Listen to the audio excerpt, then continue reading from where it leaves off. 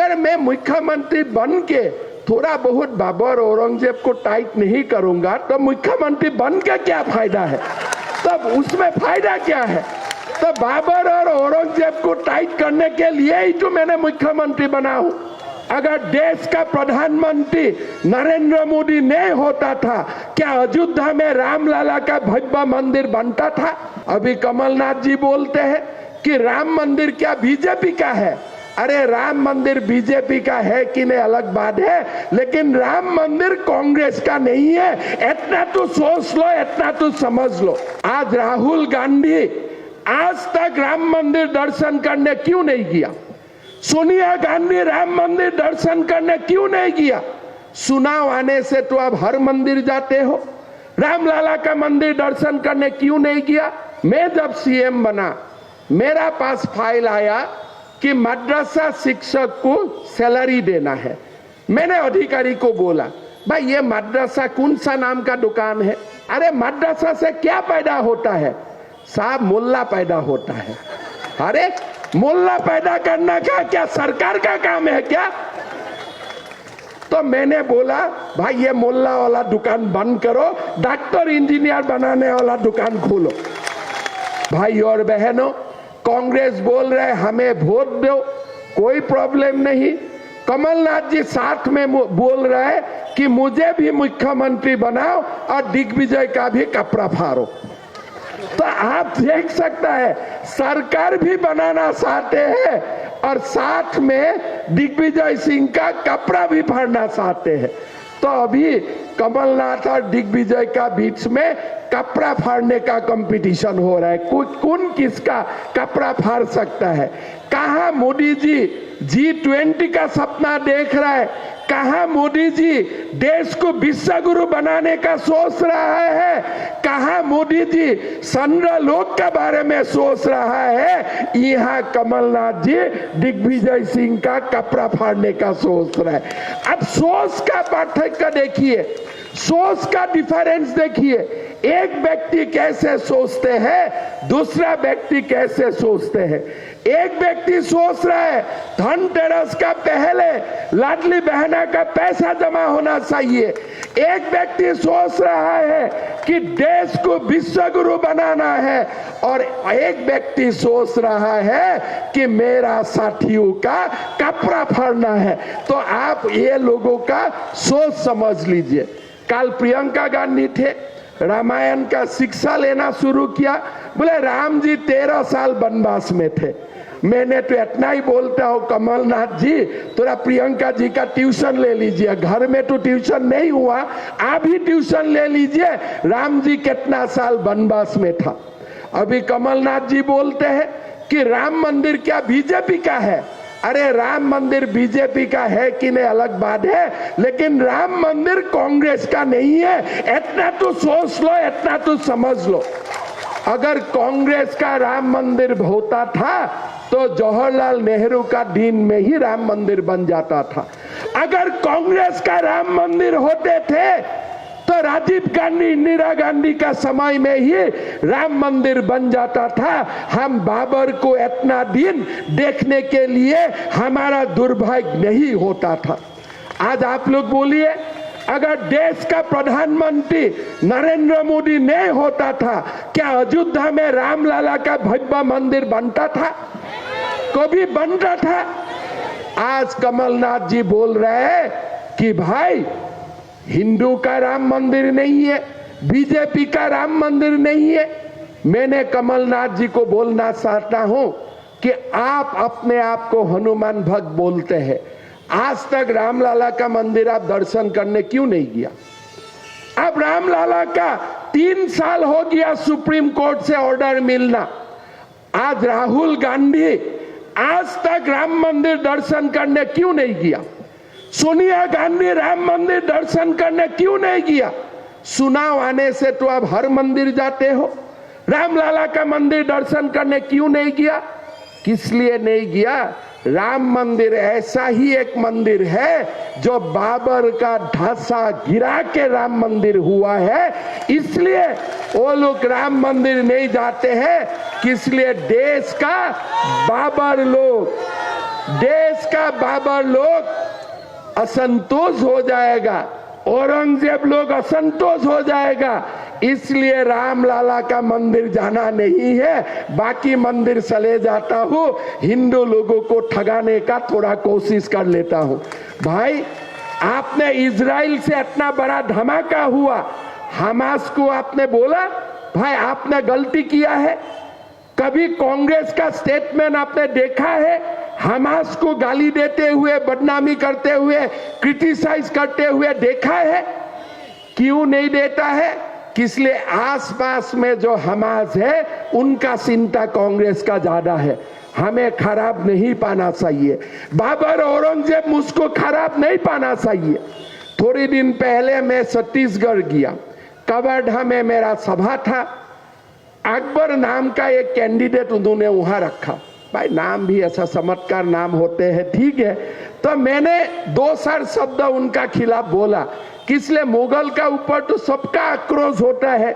मैंने 2 शब्द बोला, कांग्रेस युग जाके मेरा ऊपर इलेक्शन कमीशन में कंप्लेंट डाल दिया।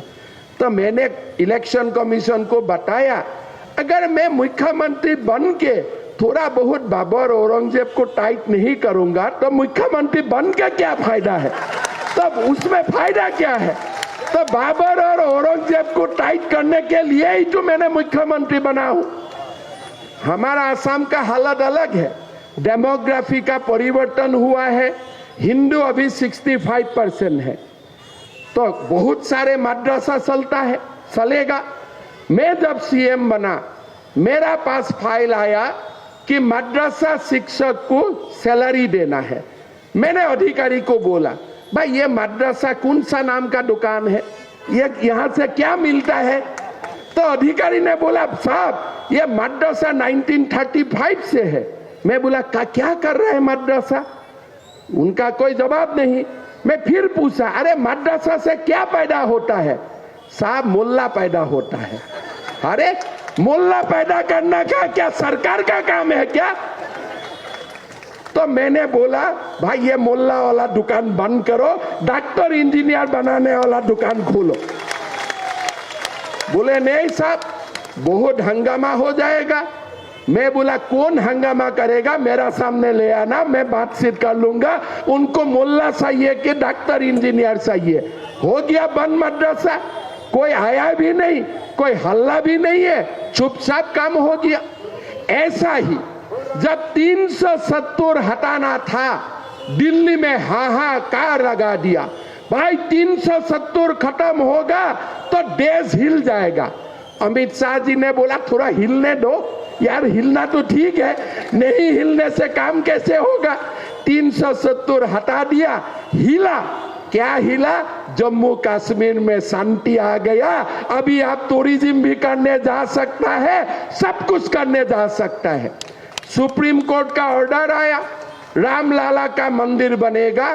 2 दिन पहले रेड अलर्ट जारी हो गया। पूरा अकबर का लोगों का मन में आ गया, पेपर न्यूज़पेपर, भाई सुप्रीम कोर्ट का जजमेंट आएगा, देश भर में हल्ला हो जाएगा। जजमेंट भी आया, रामलाला का मंदिर भी बना, 22 जनवरी मंदिर का भी उद्घाटन होगा, प्राण प्रतिष्ठा होगा, कोई हल्ला करने वाला नहीं है।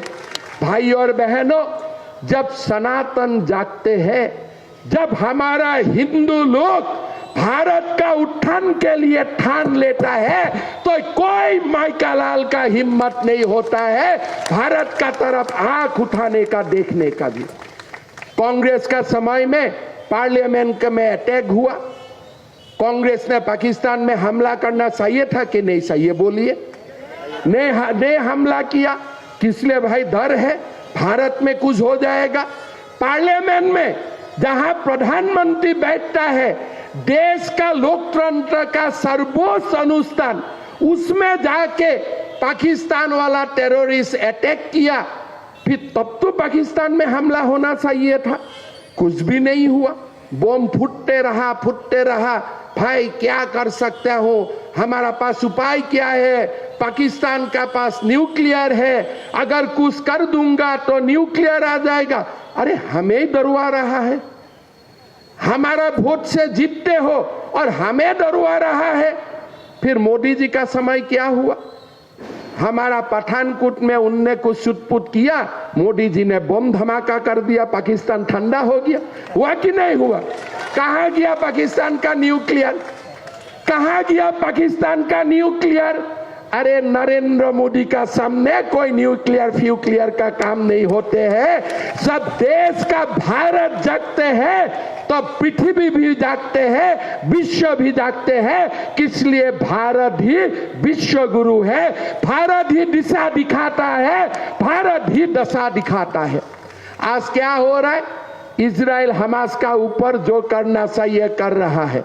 जब मोदी जी ने पाकिस्तान पर किया वही इजराइल ने सीख लिया और इजराइल ने टेबलेट दे रहा है और हमास लोग ठंडा हो रहा है।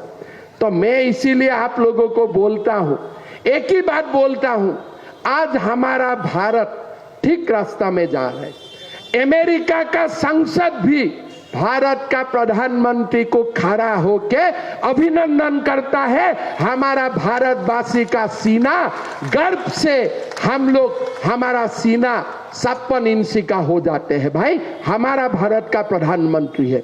G20 का सम्मेलन भारत में होता है, चंद्रयान भी भारत से चंद्र पहुंचता है। हमारा देश आज गर्वित देश है। वो कमलनाथ जी वाला देश आज नहीं है, आज वो वाला देश नहीं है।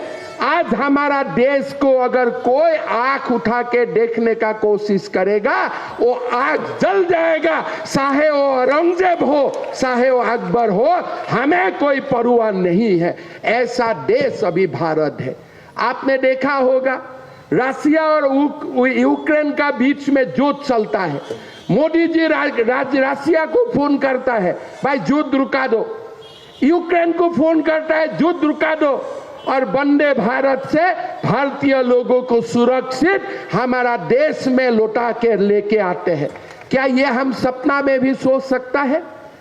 सपना में भी सोच सकता था कि दोनों देश भारत का सीमाओं से हजारों माइल दूर, कहां पुतिन कहां जेलेंस्की, किसी का साथ रुकवाने का हमारा हिम्मत कहां? लेकिन मोदी जी का एक टेलीफोन, युद्ध रुक जाते हैं, हमारा भारतीय घर सुरक्षित वहां पास आ जाता है। ऐसा भारत का गौरव गाथा कभी भी नहीं होता था। भाइयों और बहनों, आज मोदी जी बोलते हैं कि हमारा देश थर्ड इकोनॉमी बनेगा। मैं तो विश्वास करता हूं, मोदी जी तो विनम्रता से बोलते हैं, लेकिन मोदी जी देश का और 10 साल प्रधानमंत्री बनेगा तो हमारा देश चाइना और अमेरिका से भी आगे निकल जाएगा, ये मेरा विश्वास है। भाइयों और बहनों, भारत को इतना बढ़िया समय कभी देखने के लिए मिला नहीं था। आप अभी कांग्रेस लोग क्या बोल रहा है? कांग्रेस लोग बोल रहा है भाई मध्य प्रदेश में शासन बदलाओ। किस लिए बदलाना है? क्या करना है? अब कर्नाटक में सरकार बदलाया, क्या फायदा हुआ? पूरा औरंगजेब अकबर को विटामिन मिल गया। आज भोपाल में आप एक बार देख के रहिए, कमलनाथ जी का सरकार आएगा, यही औरंगजेब बाबर लोग आज अगर 10 इंची में बात करता है, कल 30 इंची सीना उठा के बात करना शुरू कर देगा कि हमारा सरकार आ गया। ये लोग क्या करेगा? भी हमारा सरकार आ गया। कांग्रेस उनका सरकार है, आपका सरकार नहीं है। वो लोग ऐसे हल्ला करेगा। वही दिन मेरा बात देख लीजिए, भोपाल वाला को मैं उसको समझाना जरूरत नहीं है। जो दिन कांग्रेस जीतेगा सबसे बम धमाका कहां होगा ये आप लोग खुद जानते हैं, मैं मुझको बताने का जरूरत नहीं है। लेकिन ये भी सच है, अभी वो लोग भी जानते हैं कि पहला जैसा देश नहीं रहा है। देश बदल रहा है, देश सीख रहा है। और हमारा जो कांग्रेसियों ने जो देश को बर्बाद करके रख दिया था, इससे देश आज बाहर निकालना चाहते हैं। भाई और बहनों, आज महाकाल में कॉरिडोर बना, आज काशी विश्वनाथ में कॉरिडोर बना, कामाख्या मां का कॉरिडोर का स्वीकृति हुआ। ये कभी नहीं होता था अगर कांग्रेस सरकार शासन में होता था। आज देश में विकास हो रहा है, देश में चारों ओर विज्ञानियों से लेकर कृषकों तक किसानों तक सब लोग देश के लिए मेहनत से काम कर रहा है। इसलिए सबको मोदी जी का चेहरा देखते हुए सबको देश के लिए काम करने का प्रेरणा मिलता है। आज देश को एक लंबा दूर तक ले जाने के लिए मोदी जी सपना देख रहा है। कहां कमलनाथ जी है, कहां नरेंद्र मोदी है। कमलनाथ जी क्या किया था, आप लोग कभी कमलनाथ जी को पूछिएगा। मैं बहुत दर्द से बोलूंगा, जब कमलनाथ जी भारत का वाणिज्य मंत्री था, उसी समय कमलनाथ जी ने पाकिस्तान को मोस्ट फेवर्ड नेशन का उन्होंने स्वीकृति दिया था। उसका मतलब क्या है, पाकिस्तान से यहां आयात होगा। लेकिन पाकिस्तान भारत को MFN स्टेटस नहीं दिया। 2019 में जाते हुए मोदी जी ने MFN स्टेटस को विड्रॉ कर दिया। ये स्टेटस किसने दिया था, जब देश का कमलनाथ जी वाणिज्य मंत्री था। जब चाइना से सामान आते हैं 250 सामानों का ऊपर कमलनाथ जी ने इंपोर्ट ड्यूटी हटा दिया था। पूरा देश का बाजार चाइनीज मालों से भर गया था। यह था कमलनाथ जी का वाणिज्य मंत्री का समय। लोग पढ़ते नहीं, लोग देखते नहीं है, लेकिन अभी लोग कमलनाथ जी का स्टेटमेंट देखिए।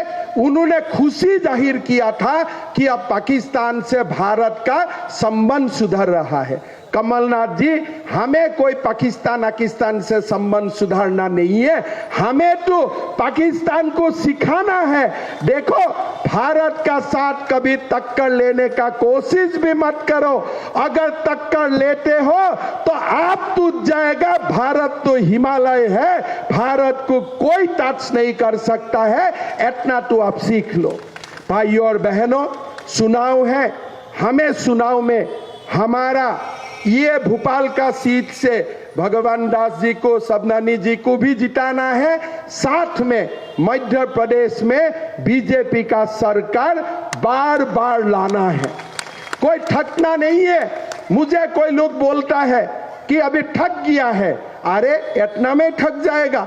स्वामी विवेकानंद का सपना था कि भारत विश्व गुरु बनना है, हमें विश्व में राज करना है, थकना नहीं। अभी थक जाने से हमारा जो भी था वो भी हाथ से निकाल जाएगा।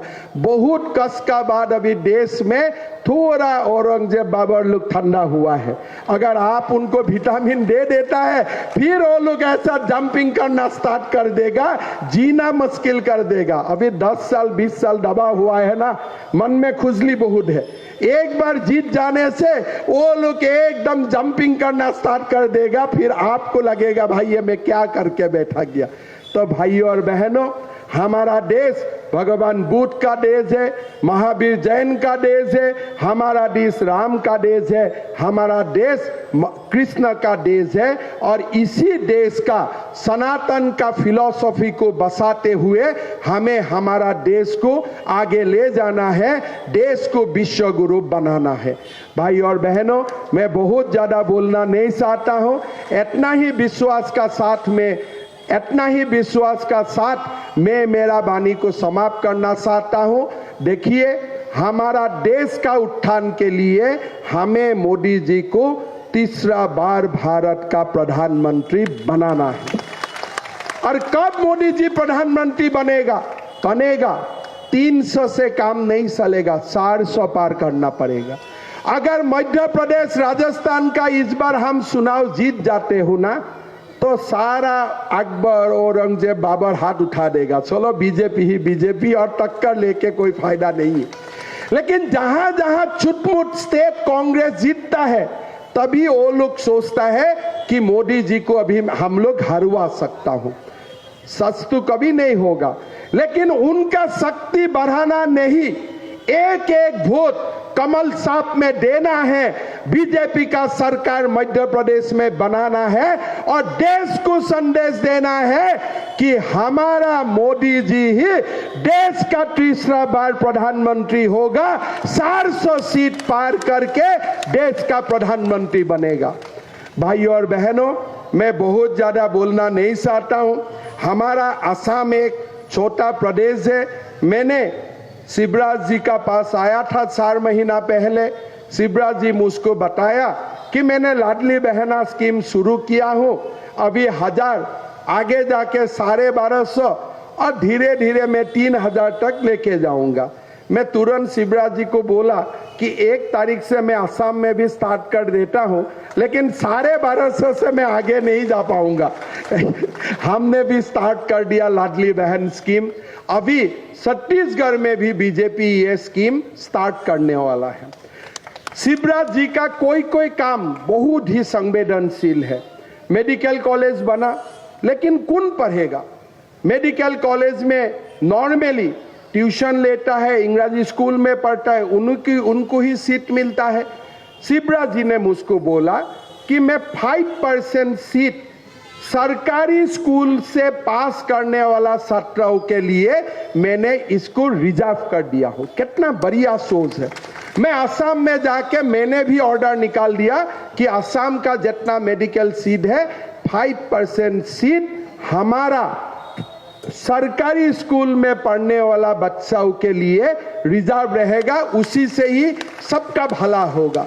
शिवराज जी लोगों का साथ जोड़े हुए एक व्यक्ति है, संवेदनशील है। राजनीति में संवेदनशीलता सबसे जरूरी होता है।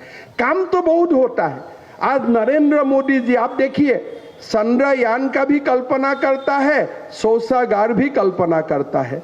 नरेंद्र मोदी जी G20 का कल्पना करता है और गैस का चूल्हा का बारे में भी वो सोचता है। आप सोच देखिए, एक समय एकदम आकाश का सोच और साथ में जमीनों का सोच। बीजेपी यही पार्टी है, हम आकाश में उड़ेगा लेकिन हमारा पैर जमीन में रहेगा। इसी के लिए आज एक संवेदनशील प्रधानमंत्री मुख्यमंत्री का रूप में नरेंद्र मोदी शिवराज जी को जाना जाते हैं।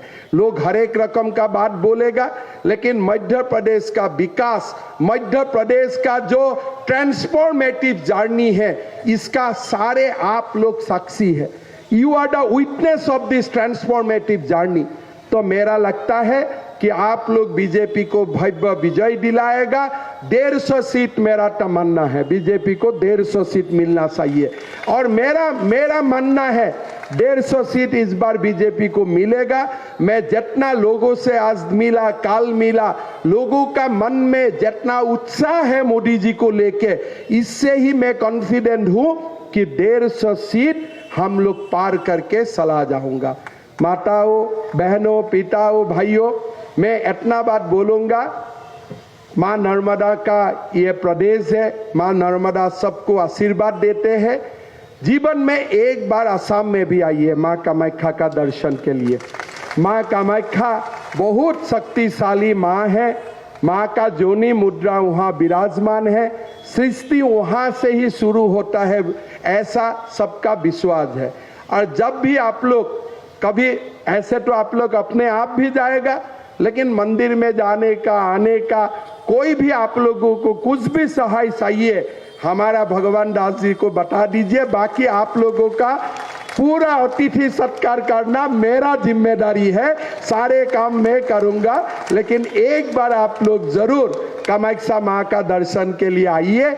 यही 2 बात बताते हुए मैं भगवान दास जी को, हमारा पार्टी का महासचिव है, पार्टी के लिए बहुत काम करता है, हमारा संघ को लेके बीजेपी का तक बहुत बड़ा जर्नी उन्होंने देश और भारत माताओं के लिए सफर किया है। आप लोग का साथ हमेशा वो मिल के रहेगा, काम करते रहेगा, यही उनका कर्म भूमि है। और भोपाल दक्षिण पश्चिम को उन्होंने एक नया दुनिया तक लेके जाएगा, जहां ये भोपाल देश का सबसे बड़ा शहर हिसाब से ये रूपांतर होगा, माना जाएगा। मेरा वो विश्वास है। इतना प्राकृतिक शोभा से भरपूर सिटी है ये। सिटी देश का नंबर 1 सिटी भी बनेगा, सुरक्षित भी बनेगा, साथ में हमारा सिटी का विकास भी होगा। भगवान जी मेहनत का साथ आप लोगों के लिए काम करेगा। कमल का साप में वोट दीजिए, मोदी जी को प्रधानमंत्री बनाइए, हमारा बीजेपी का सरकार मध्य प्रदेश में बार बार बनाइए। इतना ही बोलते हुए मैं मेरा वाणी को विराम देता हूं। मेरा साथ बोलिए, भारत माता की, भारत माता की, नरेंद्र मोदी, नरेंद्र मोदी, वंदे वंदे। बहुत बहुत धन्यवाद।